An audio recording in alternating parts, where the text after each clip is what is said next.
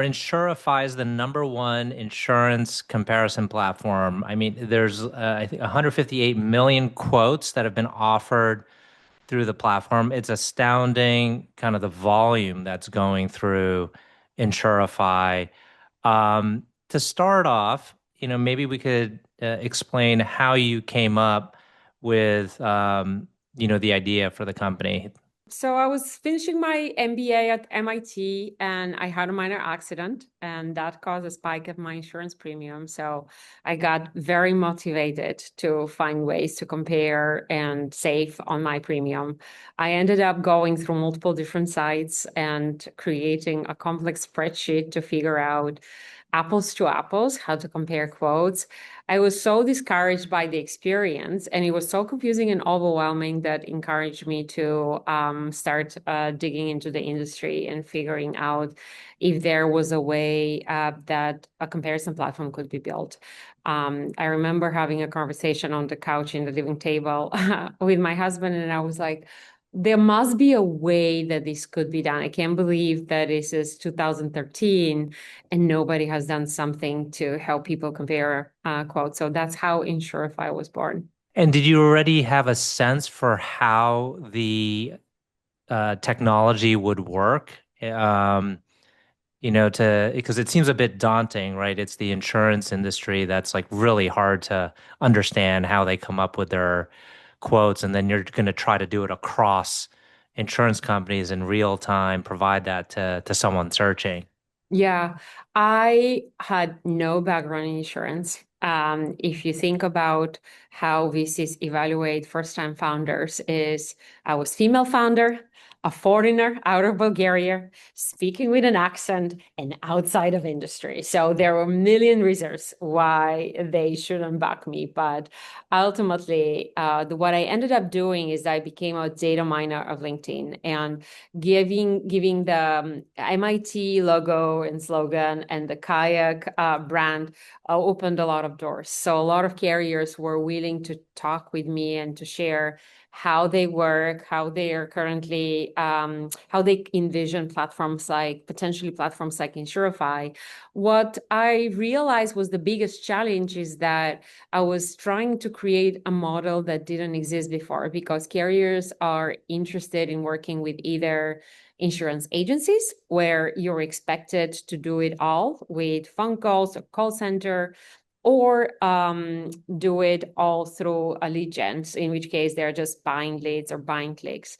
And I was trying to convince them to buy into a model that was in was not was allowing us to grow through a digital sell environment, but still rely on their call centers initially to be able to bind policies. So that took forever. Everybody was asking who is going to be the first number three, and then there will be the remaining, the fourth and the fifth. So it took a very long time to convince a carrier to join us, and we ended up signing deals with multiple agencies in the beginning, and that allowed us to quickly scale to 100 carriers on the platform. Once we built that, we were able to then go each one carrier and provide them the proof of what the platform is delivering and the number of sales we are closing. And that enable us to ultimately start signing the direct integrations and direct deals. But initially we didn't start that way. And I guess the lesson here is that often people try to boil the ocean, and you ultimately have to be really flexible when you build a company, that it's not the only way.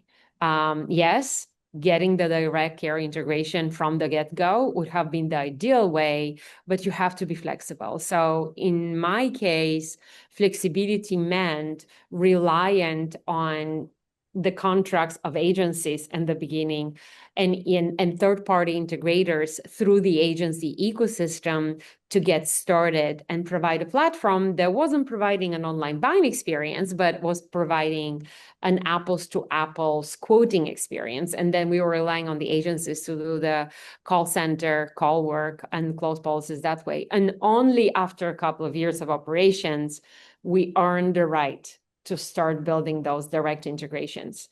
Um, Mm. and Mhm. Now we are closing hundreds of thousands of policies direct, which Mm, is fascinating. We are the number one distributor for the majority of the major carriers in the United States. hmm.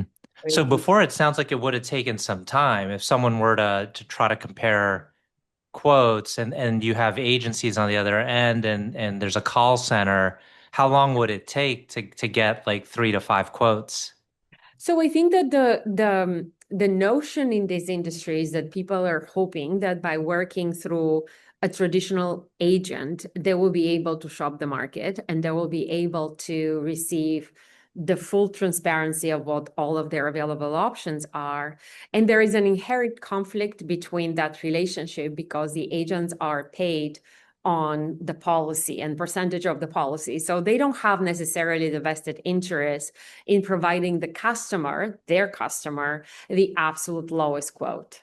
And also, it's a black box. You don't know what the agents are seeing. So, we wanted to make that shift and change the power from agents driven or agent powered to customer powered, Mm. because we are basically giving the customer the power to decide and the knowledge and the data to decide what are the available options for them, for their specific risk profile, for their specific background, because carriers are highly segmented based on risk profiles. And then based on the available market, provide recommendations, again, with data and with knowledge to help them make the right decision for a carrier. And some customers might be very price based. So they will always choose the cheapest rate, regardless of whether or not the carrier is a mega brand or a small regional carrier.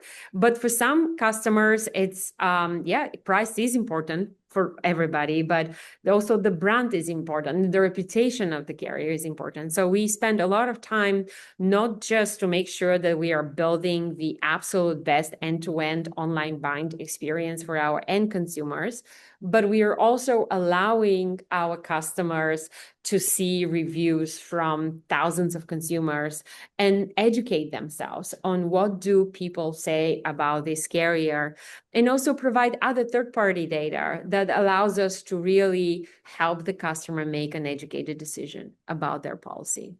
So now is it truly a pure kind of comparison where each carrier is indeed providing their accurate pricing, such that if someone enters in their information, um, you have, call it 5 or so carriers that will do the calculations and in real time provide their quote. And so there's no overlay of an agent trying to up that quote. Yeah. And so it's the best kind of comparison you can get. Yeah. So just to be clear, the agents are not allowed to up quotes. I mean, there are some agents that add on fees, and that's really bad business. But generally, agents are not allowed to change the carrier quote. I think that the difference is by giving the user all the available options that are suitable for them for their specific risk Mm, profile within a certain territory. And in some cases, we may have 10 quotes, and in other cases, we may have 5 quotes or 4 quotes, but those quotes that we present are apples to apples. So mhm. coverages are exactly the same based on our recommendation of what we believe the user should have as coverage based on their overall background that we've known. And yes, we provide these quotes based on deep carrier API integration. So that takes months to fulfill, to complete, and a lot of testing. So we are continuously working on optimizing the accuracy of the quotes and the experience. But all our quotes are directly driven through the direct API carrier quoting integration. So there is no difference whether the customer will go directly on the carrier or on Insurify. hmm And I imagine these carriers really value the partnership because of the volume that's coming through the platform. Yes, so we are actually taking to a whole different level the way we work with carriers, because the quoting side of the relationship is one way that we monetize the platform, but the other side is also through advertising. Hmm. And the advertising budgets are enormous in the insurance industry. So what we have started building is helping carriers also be the best bidder on Insurify from an advertising perspective. Hmm. Carriers value our insight because we've built a platform that is heavily driven on machine learning through customer acquisition and through the recommendations we are making. And we are basically putting that data science hat and data science team to support and help our carrier partners by ensuring that we are driving for them not just a very high volume of customers, but a high volume of customers that are at a lower cost of acquisition compared to all of the other partners that they might already have, and also are providing them a profitable book of business. And what that means for a carrier is that we are paying a very tight focus on loss ratios, on generally the profitability of the book of business that we are writing with each one of those partners. And is it most of the volume is in auto? How much is coming from, home, renters, et cetera?